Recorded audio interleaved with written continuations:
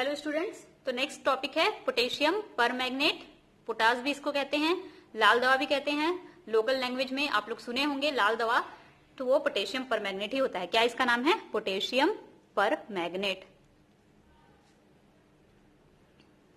कैसे बनेगा potassium permanganate? सबसे पहले इसका प्रिपरेशन देख लेते हैं हम लोग। बनाने की विधि क्या है? पैरालुसाइट अयस्क से बनेगा ये। पैरालुसाइट अयस्क का मतलब MnO2, इसको बोलते हैं पैरालुसाइट ना। ये है पैरालुसाइट अयस्क। किस अयस्क से इसका निर्माण होता है? पैरालुसाइट से। तो सबसे पहले पैरालुसाइट को बनाने के लिए कई सारे मेथड हम लोग यूज कर सकते हैं इसको पैरालुसाइट से पोटेशियम परमैंगनेट में बदलने के लिए। सबसे पहला जो मेथड है बाई हीटिंग पैरालुसाइट अयस्क। सबसे पहले हम लोग पैरालुसाइट अयस्क को गर्म करके कैसे बनाया जाता है वो वाला मेथड देखेंगे। तो फर्स्ट मेथड है पैरालुसाइट अयस्क को गर्म करने पर या उष्मी, हाँ ठीक है, गर्म करने पर। गर्म करेंगे, दो स्टेप में अभिक्रिया होगी। पहला स्टेप में क्या होगा? जो पैरालुसाइट है वो K2MnO4 में बदल जाएगा। अब पैरालुसाइट में मैंगनीज है और ऑक्सीजन है। पोटेशियम के लिए क्या करेंगे हम लोग? क्षार डालेंगे। कोई भी क्षार के प्रेजेंस में इसको गर्म करना है। तो देखो यहाँ पे लिखा हुआ है पैरालुसाइट ले लिए हैं, मैग्नीज डाइऑक्साइड को ही पैरालुसाइट कहते हैं। तो मैग्नीज डाइऑक्साइड के साथ क्षार लिए हैं पोटेशियम हाइड्रोक्साइड, क्योंकि पोटेशियम भी चाहिए ना, तो क्षार ले लिए पोटेशियम हाइड्रोक्साइड, या इसकी जगह पे पोटेशियम क्रोमेट कार्बोनेट भी ले सकते हो या पोटेशियम नाइट्रेट भी ले सकते हो। हमको पोटेशियम चाहिए, पोटेशियम वाला कोई क्षार चाहिए, तो या तो KOH लो या K2CO3 लो या फिर KNO3 लो, कोई भी एक अयस्क ले लो। और उसके साथ जब क्रिया करा देंगे, क्रिया कराने के बाद ऑक्सीकरण कराना है। ऑक्सीकरण के लिए ऑक्सीजन चाहिए। ऑक्सीजन कहां से मिलेगा? पोटेशियम नाइट्रेट से मिलेगा या पोटेशियम क्लोराइड से मिलेगा। तो कोई भी एक और चीज यूज करना है तो क्या क्या लेंगे हम लोग? मैग्नीज डाइऑक्साइड, क्षार, और क्षार के साथ एक ऑक्सीकारक पदार्थ। मैग्नीज डाइऑक्साइड, क्षार और ऑक्सीकारक पदार्थ, तीन चीज लेना है हमको। पैरालुसाइड या मैग्नीज डाइऑक्साइड प्लस क्षार और प्लस ऑक्सीकारक पदार्थ। अब क्षार के रूप में क्या क्या ले सकते हैं? या तो KOH ले सकते हैं या फिर पोटेशियम क्रोमेट कार्बोनेट ले सकते हैं या फिर पोटेशियम नाइट्रेट ले सकते हैं। इन तीनों में से कोई भी एक क्षार यूज करो।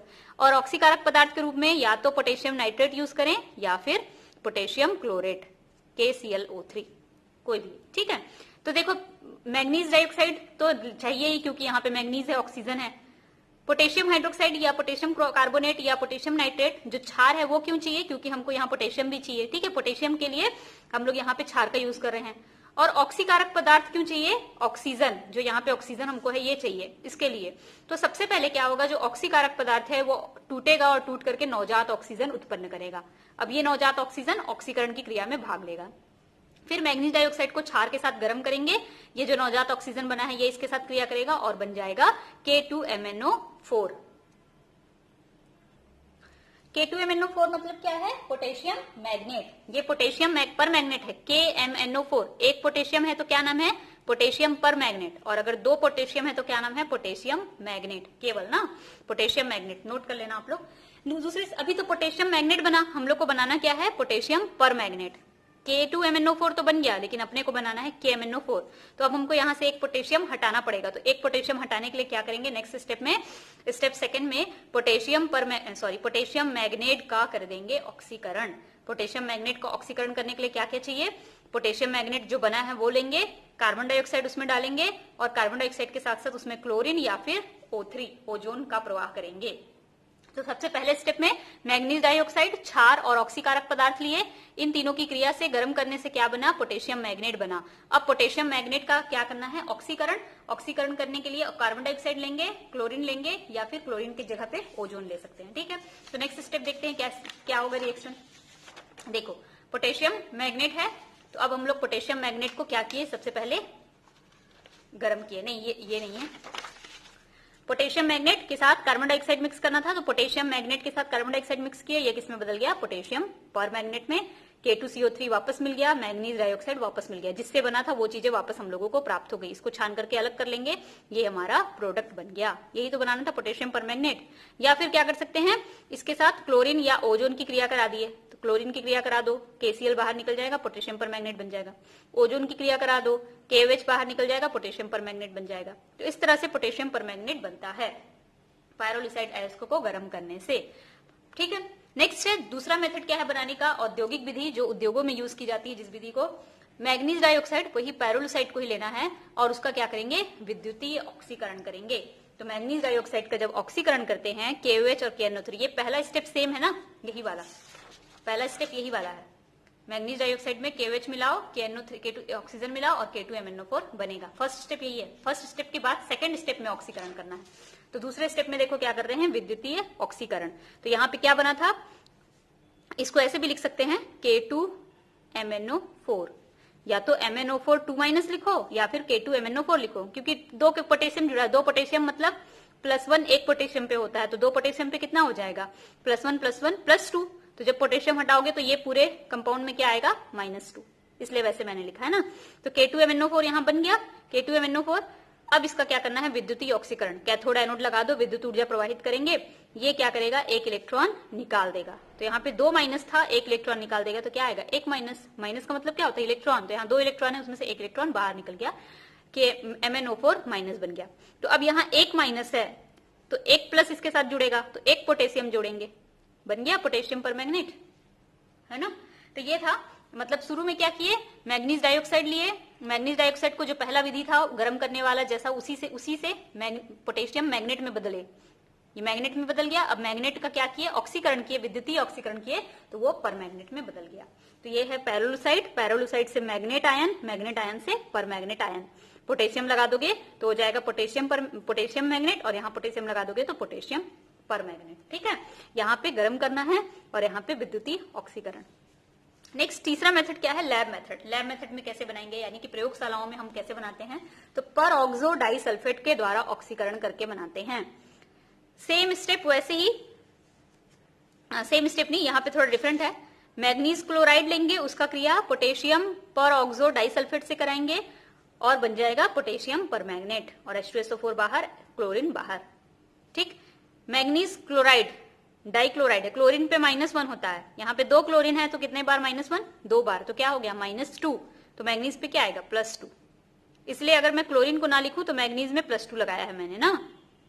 सेम यहाँ पे देखो, पोटेशियम पे +1, 2 पोटेशियम है तो +2 हो जाएगा। तो यहाँ पे इसमें कितना आया है, -2। तो यहाँ पे पोटेशियम मैंने नहीं लिखा है, इसलिए यहाँ पे पोटेशियम मैंने नहीं लिखा, इसलिए 2- लगाया है ना। ठीक है, H2O वैसे ही, यहाँ पे पोटेशियम नहीं लिखा इसलिए माइनस लगा हुआ है, यहाँ पे हाइड्रोजन नहीं लिखा इसलिए 2- लगा हुआ है, हाइड्रोजन नहीं लिखा इसलिए 2- लगा हुआ है। तो या तो ऐसे लिखो रिएक्शन को, या फिर ऐसे लिखो, मतलब काउंटर आयन को ना लिख करके डायरेक्ट लिख दिए हैं वहां पे, है ना। नेक्स्ट है इसका प्रॉपर्टीज पोटेशियम परमैंगनेट का। तो ये कैसा होता है, वैसे तो ये पिंक कलर का होता है, लेकिन बहुत सारा एक साथ गाढ़ा रखा रहता है तो बैगनी दिखाई देता है, पर्पल कलर का दिखाई देता है। तो गाढ़ा पर एक साथ ही पर्पल दिखाई देता है, अदरवाइज ये पिंक कलर का है ना। तो गाढ़ा बैगनी रंग का धात्विक चमक वाला रहता है, और अगर बहुत देर तक रखे रहेंगे तो डल दिखने लगता है, मतलब इसकी चमक खो जाती है ना।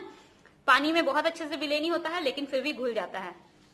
ठीक, नेक्स्ट है, गर्म करने पे क्या होगा, पोटेशियम परमैंगनेट को गर्म करेंगे तो वापस पोटेशियम मैग्नेट में बदल जाएगा। इसी से इसको बनाए थे ना, तो गर्म करेंगे तो वापस पोटेशियम परमैंगनेट और पैरोलुसाइट और मैग्नीज डाइऑक्साइड में बदल जाएगा।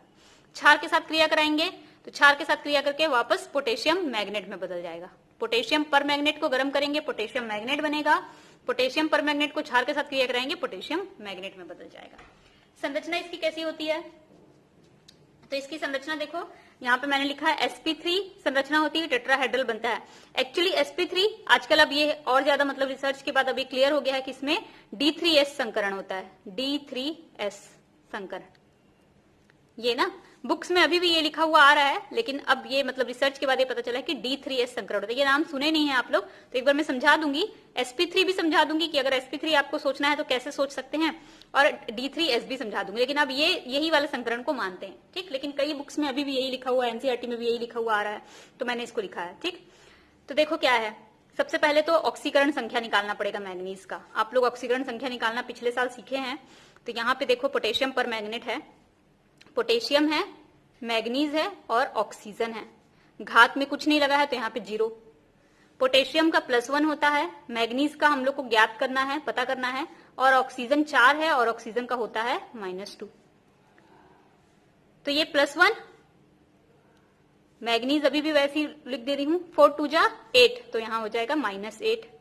-8 +1 -7, तो मैग्नीज का कितना आएगा, ये इधर जाएगा तो हो जाएगा +7। तो मैग्नीज पे कितना चार्ज है, +7। मैग्नीज का परमाणु क्रमांक 25 होता है, उसका इलेक्ट्रॉनिक विन्यास होता है 3d5 4s2। 4p भी है उसमें 0 है और 4d भी है उसमें 0 है, तो ये लिखने की जरूरत नहीं है, इतना लिखने की जरूरत है केवल आपको। लेकिन मैग्नीज में कितना लगा हुआ है, +7, इसका मतलब इसने 7 इलेक्ट्रॉन दान कर दिया। 7 इलेक्ट्रॉन दान कर दिया तो 2 ये और 5 ये पूरा दान हो गया, तो ये भी खाली हो गया, ये भी खाली हो गया। तो यहाँ पे मैंने मैग्नीज +7 के लिए लिख दिया है 3d भी 0 हो गया, 4s भी 0 हो गया, 4p और 4d तो ऑलरेडी 0 था ही। ठीक है, तो ये दोनों अभी 0 हो गए। तो 3d यहाँ पे मैंने 3d बनाया है, 4s यहाँ पे 4s बनाया है, पूरा ऑर्बिटल खाली है। इसके साथ लगा क्या है, 4 ऑक्सीजन लगे हुए हैं पोटेशियम परमैंगनेट के साथ। ऑक्सीजन कैसा काम करेगा, लिगेंड के समान व्यवहार करेगा। यहाँ पे ऑक्सीजन लिगेंड के समान व्यवहार करेगा, मतलब वो क्या देगा, 2 इलेक्ट्रॉन दान करेगा। तो O2 माइनस 2 इलेक्ट्रॉन, यहाँ पे हम लोग ऑक्सीजन का -2 लिया है ना, हर ऑक्सीजन पे -2 चार्ज है, तो ऑक्सीजन पे -2 चार्ज यहाँ पे लेंगे हम लोग। तो ये 2 इलेक्ट्रॉन दान करेगा, फिर ये 2 इलेक्ट्रॉन, फिर ये 4 ऑक्सीजन है, 4 जगह जुड़ गया। तो s ऑर्बिटल में जुड़ा, क्योंकि सबसे पहले यहाँ, फिर यहाँ, फिर यहाँ, फिर यहाँ। तो ये कौन सा संकरण हुआ, ये D का 3 और S का 1, तो D3S हुआ ना। D3S sp3 के ही जैसा सेम टू सेम होता है। इसमें भी संरचना कैसी बनती है, टेट्राहेड्रल, चतुष्फलकीय। तो देखो चतुष्फल की संरचना यहाँ पे बन गई है, ये चतुष्फल की संरचना है। पोटेशियम परमैंगनेट डाईमैग्नेटिक होता है। डाईमैग्नेटिक मतलब कि प्रतिचुंबकीय, चुंबक के प्रति आकर्षित नहीं होता है। आप लोग को पढ़ाए थे कि अगर अनपेयर्ड इलेक्ट्रॉन, कोई भी अनपेयर्ड इलेक्ट्रॉन है क्या, अयुग्मित इलेक्ट्रॉन नहीं है ना, n बराबर 0 है, और n बराबर 0 है तो कैसा होगा, डाईमैग्नेटिक होगा। और कैसा होना चाहिए, रंगहीन। पर ये रंगहीन नहीं होता है, ये क्या होता है, कलरफुल होता है। मैंने बताया ना अभी पर्पल कलर का, गुलाबी रंग का, तो ये गुलाबी रंग का होता है, पिंक कलर का होता है, गाढ़ा रख देने पे पर्पल। तो इसमें इलेक्ट्रॉन नहीं है अयुग्मित। आप लोग पढ़े थे कि अयुग्मित इलेक्ट्रॉन होगा तो ही कलरफुल होगा, क्योंकि अयुग्मित इलेक्ट्रॉन होता है तो dd संक्रमण होता है, इसीलिए कलरफुल होता है। ये पढ़ चुके हैं आप लोग ना पिछली क्लास में। लेकिन यहाँ पे dd संक्रमण नहीं है, यहाँ पे दूसरे कारण से इसका कलर होता है, वो आपको जानना नहीं है, चार्ज ट्रांसफर स्पेक्ट्रा वाला रीजन है। पर आपको पता होना चाहिए कि ये कलरफुल है, लेकिन इसमें अयुग्मित इलेक्ट्रॉन नहीं है, और अयुग्मित इलेक्ट्रॉन नहीं है इसलिए ये प्रतिचुंबकीय भी है। ठीक है, sp3 संकरण देखते तो 4s देखो और 4p भी खाली है, तो 4s और 4p यहाँ पे ऑक्सीजन लग गया, sp3 संकरण हो गया। पर पहले ऐसे ही बनाते थे हम लोग, लेकिन अब ऐसा नहीं है, D3S संकरण आ गया है। ठीक है, अब इसका सबसे इंपॉर्टेंट नेचर देखते हैं, जो है इसका ऑक्सीडेशन नेचर। सबसे इंपॉर्टेंट टॉपिक ऑक्सीकारक प्रवृत्ति। क्या लिखेंगे आप लोग, ऑक्सीकारक प्रवृत्ति। ये क्योंकि इसके पास ऑक्सीजन है तो ये दूसरे को ऑक्सीजन दान करता है, और जो दूसरे को ऑक्सीजन दान करता है वो क्या कहलाता है, ऑक्सीकारक। तो इसका व्यवहार कैसा है, ऑक्सीकारक के जैसा है। 3 मीडियम है, एसिडिक, न्यूट्रल और बेसिक। तीनों माध्यम में अलग अलग तरीके का ऑक्सीकरण व्यवहार शो करता है। अम्लीय माध्यम में अगर इसका व्यवहार देखोगे तो ऑक्सीकरण करेगा लेकिन अलग तरीके से। उदासीन माध्यम में देखोगे तो ऑक्सीकरण होगा लेकिन अलग तरीके से। क्षारीय माध्यम में देखोगे तो ऑक्सीकरण होगा लेकिन अलग तरीके से। इसलिए तीनों माध्यम को मैंने अलग अलग लिखा है। सबसे पहले हम लोग अम्लीय माध्यम में देखेंगे। तो अम्लीय माध्यम में देखो, जब भी ऑक्सीकरण करता है तो पोटेशियम परमैंगनेट ऑक्सीकरण के बाद किसमें बदल जाता है, मैग्नीज सल्फेट में। पोटेशियम परमैंगनेट ऑक्सीकरण के बाद मैग्नीज सल्फेट में बदल जाता है, और कितने ऑक्सीजन निकालता है, 5 नवजात ऑक्सीजन बाहर करता है। एकदम अच्छे से ध्यान रखेंगे, अम्लीय माध्यम में पोटेशियम परमैंगनेट 5 नवजात ऑक्सीजन बाहर निकालता है। ये 5 नवजात ऑक्सीजन किसी चीज से जुड़ेंगे और उसका क्या कर देंगे, ऑक्सीकरण कर देंगे। ठीक है, न्यूट्रल मीडियम में अगर उदासीन माध्यम है तब देखो पोटेशियम परमैंगनेट मैग्नीज डाइऑक्साइड में बदल जाता है और 3 ऑक्सीजन निकालता है, और ये 3 ऑक्सीजन क्या करेंगे, ऑक्सीकरण करने का काम करेंगे।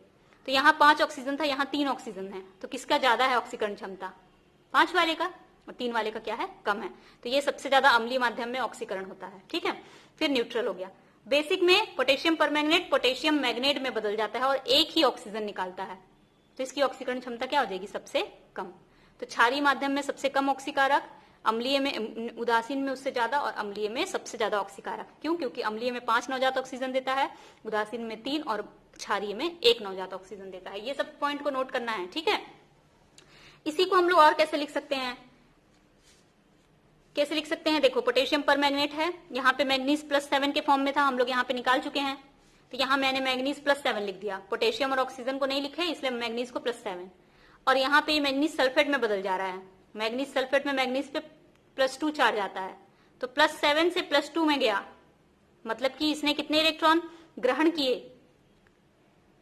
5 इलेक्ट्रॉन ग्रहण किए, ये गलत मैंने लिख दिया है इधर, ये यहाँ पे होगा 5 इलेक्ट्रॉन प्लस 5 इलेक्ट्रॉन लिखना है ना आपको, ठीक है। +7 से 5 +2 में जा रहा है, मतलब इसने 5 इलेक्ट्रॉन ग्रहण कर लिए, ठीक है।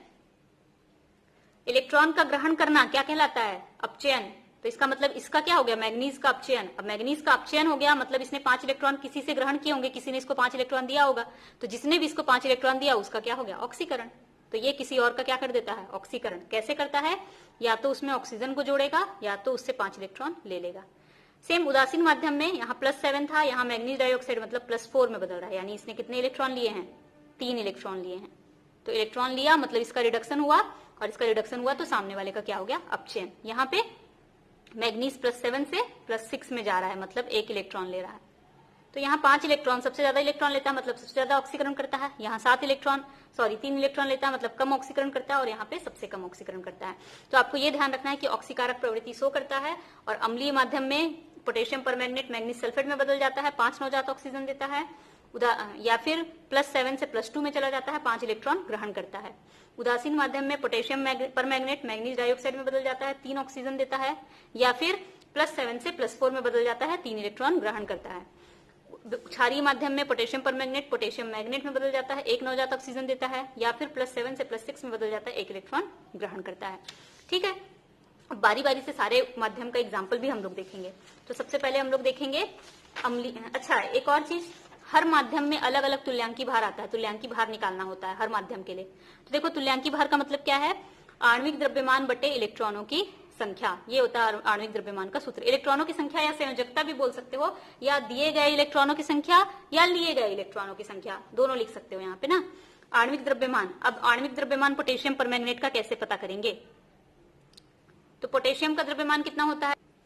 पोटेशियम का द्रव्यमान कितना होता है? 39, ठीक है, 39 प्लस मैग्नीज का द्रव्यमान कितना होता है? तो मैग्नीज का 54.9 या 55 ले सकते हैं हम लोग, ठीक है, तो 54.9 ले रही हूं मैं। प्लस ऑक्सीजन का कितना होता है? 16, और 4 ऑक्सीजन है तो 64, 64। अब इनको पूरे को जोड़ोगे कितना आएगा? जोड़ो कितना आएगा? देखो ये 9 4 4 17 7, हाँ एक बच गया, 6 6 12 13 14 15, 157.9, या इसी को हम लोग बोल सकते हैं 158। 158 आ रहा है आणविक द्रव्यमान, तो यहाँ 158 मैंने लिखा। इलेक्ट्रॉनों की संख्या, अब देखो सब में इलेक्ट्रॉनों की संख्या कम अलग अलग थी। जो अम्लीय माध्यम में इलेक्ट्रॉन ग्रहण कर रहा था और जो क्षारीय माध्यम में इलेक्ट्रॉन ग्रहण कर रहा था, सब में इलेक्ट्रॉनों की संख्या अलग थी। अम्लीय माध्यम में 5 इलेक्ट्रॉन ग्रहण किया, उदासीन में 3 और क्षारीय में 1, तो सब में अलग अलग हम लोग लेंगे ना। तो अम्लीय माध्यम में हम लोग कितना लिए? इलेक्ट्रॉन की संख्या 158/5, उदासीन माध्यम में 158/3 और क्षारीय माध्यम में 158/1। अलग अलग मैंने माध्यम के हिसाब से लिखा है ना, इसको बाद में कहीं पे लिख लेना। तो अम्लीय माध्यम में कितना आ जाएगा इक्विवेलेंट वेट या तुल्यांकी भार? 31.7, 5 से भाग दोगे। उदासीन माध्यम में 52.6 और क्षारीय माध्यम में 158 का 158 रहेगा। तो ये क्वेश्चन पूछता है कि अम्लीय माध्यम में पोटेशियम परमैंगनेट का तुल्यांकी भार कितना है, तो आपको आना चाहिए निकालने के लिए। क्या करना है निकालने के लिए? आणविक द्रव्यमान को जो जितने इलेक्ट्रॉन वो ले रहा है उससे भाग दे देना है। अब देखो अम्लीय माध्यम में कैसे ये ऑक्सीकरण करता है। तो ये पोटेशियम परमैंगनेट हो गया। अम्लीय माध्यम मतलब H2SO4 हम लोग ले लिए अम्लीय माध्यम के लिए। तो ये दोनों क्रिया करेंगे, K2SO4 बनेगा, MnSO4 बनेगा, मैग्नीज सल्फेट और पोटेशियम सल्फेट, और 5 नवजात ऑक्सीजन बाहर निकलेंगे। ऐसे नहीं लिखना है तो ऐसे लिख सकते हो, यहाँ पे मैग्नीज +7 के फॉर्म में था, यहाँ पे हाइड्रोजन H+ के फॉर्म में है, और यहाँ पे मैग्नीज +2 के फॉर्म में बन रहा है, और 4 H2। दोनों में से कुछ भी एक लिखना सीखो ना। आप लोगों को ये सरल लग रहा है तो यही लिखना। अब इसको हम लोग देखेंगे कि आगे रिएक्शन में ये 5 ऑक्सीजन यूज कैसे होता है। तो ये देखिए यहाँ पे मैंने बताया था पोटेशियम परमैंगनेट H2SO4 से क्रिया करेगा, पोटेशियम सल्फेट बनेगा, मैग्नीज सल्फेट बनेगा, और 5 नवजात ऑक्सीजन बाहर निकलेंगे। तो अगर हमको H2S का ऑक्सीकरण कराना है तो ये 5 नवजात ऑक्सीजन जो बाहर निकल रहे हैं उनसे क्रिया हो जाएगी, सल्फर अलग हो जाएगा और H2O बाहर निकल जाएगा। क्लियर है? अब दोनों रिएक्शन को जोड़ देंगे तो पोटेशियम परमैंगनेट यहाँ भी है, ये 5 ऑक्सीजन से ये 5 ऑक्सीजन कैंसिल हो जाएगा, ठीक है। यहाँ पे H2S है, 5 H2S, 3 H2SO4, 3 H2SO4, K2SO4, 2 MnSO4, 3 और 5 3 8 H2O हो गया, और यहाँ पे 5 सल्फर। तो ये पूरा ओवरऑल रिएक्शन हो जाएगा, अलग अलग ऐसे लिख सकते हो, ठीक है। मतलब फर्स्ट वाला रिएक्शन हमेशा कॉमन रहेगा, ये फर्स्ट वाला रिएक्शन हमेशा कॉमन रहेगा, नीचे वाला रिएक्शन बदलते जाएगा। सेकंड देखो, फर्स्ट रिएक्शन सेम है, 5 ऑक्सीजन निकल रहा है, SO2 से H2SO4 बनाना है, तो SO2 लिए, ऑक्सीजन यहां से इसके साथ क्रिया कर रहा है, 5 ऑक्सीजन यहाँ पे 5 का मैंने मल्टीप्लाई कर दिया है और H2SO4 में बदल जा रहा है। दोनों रिएक्शन को जोड़ करके यहाँ पे लिख दिए हैं। तो ऐसे ही बनाना है आपको ना, ऊपर वाला रिएक्शन कॉमन है। नेक्स्ट देखो एक और एग्जांपल है, FeSO4 से Fe2SO3, ऊपर वाला रिएक्शन कॉमन है, नीचे FeSO4 से Fe2SO3 बन रहा है, फेरस सल्फेट से फेरिक सल्फेट बन रहा है, तो फेरस सल्फेट 5 ऑक्सीजन और सल्फ्यूरिक अम्ल चाहिए तो और सल्फ्यूरिक अम्ल ऐड कर लेंगे और ये बदल जाएगा फेरिक सल्फेट में। पूरे को जोड़ करके ओवरऑल रिएक्शन यहाँ पे लिख दिए हैं। तो ये है अम्लीय माध्यम के कुछ एग्जाम्पल, और भी एग्जाम्पल्स हैं बहुत सारे, देखो पूरे एग्जाम्पल्स अम्लीय माध्यम वाले हैं। यहाँ पे देखो H2O2 से क्या बन रहा है, H2O2 से क्या बनाना है, H2O बनाना है। तो देखो ये वाला रिएक्शन कॉमन है, 5 ऑक्सीजन, H2O2 के साथ 5 ऑक्सीजन क्रिया किया, H2O बन गया, ऑक्सीजन बाहर निकल गया, जोड़ के लिख दिया रिएक्शन को। ऑक्जेलेट से ऑक्जेलिक अम्ल, ऑक्जेलेट ये है ऑक्जेलिक अम्ल, सॉरी ऑक्जेलेट या ऑक्जेलिक अम्ल से कार्बन डाइऑक्साइड, ये लिखना ना आप लोग, ऑक्जेलेट या ऑक्जेलिक अम्ल से कार्बोनेट। तो ये ऑक्जेलिक अम्ल 5 ऑक्सीजन से क्रिया किया, कार्बन डाइऑक्साइड में बदल गया, कार्बन डाइऑक्साइड है ये, ठीक है। ऑक्जेलेट या ऑक्जेलिक अम्ल से कार्बन डाइऑक्साइड बोल रहे हैं, जोड़ के लिख दिए हैं। सेम एक और रिएक्शन है पोटेशियम आयोडाइड से आयोडीन, तो ये पोटेशियम आयोडाइड, ऊपर का रिएक्शन सेम है, 5 ऑक्सीजन से क्रिया किया, आयोडीन में बदल गया। दिख रहा है ये वाला रिएक्शन आप लोग को, पोटेशियम आयोडाइड, आयोडीन ऑक्सीजन से क्रिया किया, आयोडीन में बदल गया, ठीक है। तो इतने एग्जांपल्स थे एसिडिक माध्यम वाले। नेक्स्ट हम लोग देखते हैं बेसिक मीडियम में क्या होता है। तो देखो बेसिक मीडियम में क्या होता है, पोटेशियम परमैंगनेट KOH से क्रिया करता है और क्षार के रूप में लेना है, इसलिए क्षार से ले लिए, K2MnO4 में ये बदल जाता है, पोटेशियम मैग्नेट K2MnO4 में बदल जाता है। इतने ही तक जानना है आपको, इधर नहीं जानने की जरूरत है। ऑक्सीजन से एक ऑक्सीजन बाहर निकलता है। तो क्षारीय माध्यम के कुछ एग्जाम्पल्स देख लेते हैं हम लोग, क्षारीय माध्यम के कुछ एग्जाम्पल्स। ये देखो यहाँ पे क्षारीय माध्यम का एग्जाम्पल, आयोडीन से पोटेशियम आयोडेट, ऊपर का रिएक्शन सेम रहेगा, यही वाला जो यहाँ पे मैंने एक बार लिख दिया, ये वाला फर्स्ट वाला रिएक्शन ना। देखो पोटेशियम परमैंगनेट पोटेशियम हाइड्रोक्साइड ले लिए, K2MnO4 में बदल गया, एक ऑक्सीजन निकला, ये ऑक्सीजन यहाँ पे पोटेशियम आयोडाइड से क्रिया किया, पोटेशियम आयोडेट बना दिया। चूंकि यहाँ पे 3 ऑक्सीजन चाहिए, इसलिए पूरे रिएक्शन को 3 से गुणा किए हैं, ये पूरे रिएक्शन को 3 से गुणा कर देंगे, तो ये भी 3 हो जाएगा, ये भी 3 हो जाएगा और ये भी 3 हो जाएगा, ठीक है। और इस पूरे रिएक्शन को यहाँ पे भी 3 से गुणा कर देंगे, जोड़ के लिख दिए। एक और एग्जांपल है ओलेफेनिक कंपाउंड, इसका रिएक्शन कराएंगे क्षारीय माध्यम में, ये OH जुड़ जाएगा यहाँ पे। एक दो एग्जांपल आप लोगों को देख लेना है। न्यूट्रल मीडियम में क्या होता है, जब उदासीन माध्यम रहता है, तो देखो उदासीन माध्यम में क्या होता है, ये है ना उदासीन माध्यम का, यहाँ पे आप लोग हेडिंग डाल लेना उदासीन माध्यम। पोटेशियम परमैंगनेट मैग्नीज डाइऑक्साइड में बदलता है, 3 ऑक्सीजन निकलता है और एक KOH बनता है। तो ये फर्स्ट रिएक्शन, इसको ध्यान रखना है आप लोगों को, सब में यही रिएक्शन काम आएगा। ये देखो पोटेशियम परमैंगनेट उदासीन माध्यम यानी पानी ले लिए, क्षार बना KOH, मैग्नीज डाइऑक्साइड बाहर निकला और 3 ऑक्सीजन बाहर निकल रहा है। आई होप कि आप लोगों को दिख रहा होगा अच्छे से, ठीक है। तो इसके एग्जांपल्स देखो, यहाँ पे उदासीन माध्यम लिए हैं, KOH मैग्नीज डाइऑक्साइड, 3 ऑक्सीजन बाहर निकला, मैग्नीज सल्फेट से मैग्नीज ऑक्साइड बनाना है, 3 ऑक्सीजन इससे क्रिया किया, मैग्नीज डाइऑक्साइड बन गया। ये पूरे रिएक्शन को जोड़ करके लिख दिए हैं। यहाँ पे भी देखो सेम वही रिएक्शन है, ऑक्सीजन बाहर निकल रहा है, यहाँ पे 12 ऑक्सीजन मैंने लिखा है, मतलब पूरे रिएक्शन को 4 से गुणा किए होंगे ना, जैसे यहाँ पे 3 निकल रहा था ना बाहर, 3, तो पूरे रिएक्शन को 4 से गुणा कर दिए हैं यहाँ पे। तो ये देखो 4 दूनी 8 हो गया, ये 4 हो गया है, यहाँ 4 हो जाएगा, ये 4 दूनी 8 हो गया है, ये 4 दूनी 8 हो गया है और ये 4 3 जा 12 हो गया है, 12 ऑक्सीजन। फिर सोडियम सल्फेट का क्रिया करा दिए, सोडियम थायोसल्फेट का, और वह सोडियम सल्फेट में बदल गया। दोनों रिएक्शन को जोड़ करके लिख दिए हैं। तो इस तरीके से ऑक्सीकरण गुण आप लोगों को एकदम जानना जरूरी है, वो बहुत इंपॉर्टेंट है इस चैप्टर में। नेक्स्ट टॉपिक है इसका उपयोग क्या क्या है। तो इसका उपयोग क्या क्या है, वॉल्यूमेट्रिक एनालिसिस में, मतलब आयतनात्मक जो विश्लेषण होता है उसमें इसका प्रयोग करते हैं, जो हम लोग नहीं वो करते हैं, क्या बोलते, अनुमापन में इसका उपयोग होता है, ठीक है। ऑक्सीकारक है ये, तो ऑक्सीकारक के रूप में इसका उपयोग करते हैं। जर्मिसाइड के रूप में इसका उपयोग होता है, जर्म्स को मारने के लिए, इसलिए तो लाल दवा के नाम से मिलता है। एकदम डाइल्यूटेड फॉर्म को इसको घाव वगैरह में लगाते हैं, आप लोग हॉस्पिटल में देखोगे पर्पल पर्पल जब घाव हो जाता है तो लगा देते हैं, ठीक है। फिर ब्लीचिंग एजेंट के रूप में भी यूज होता है, मतलब कलर उड़ाने वाला, कॉटन ऊल का यानी लकड़ी वगैरह का, कॉटन का, ऊन का, सिल्क का, ऊल का है ये, वुड का नहीं है, ऊल का, ऊल यानी ऊन, ऊन वगैरह का, कॉटन का, सिल्क का, टेक्सटाइल फैब्रिक में रंग उड़ाने के ये काम आता है, तो ये इसका उपयोग है।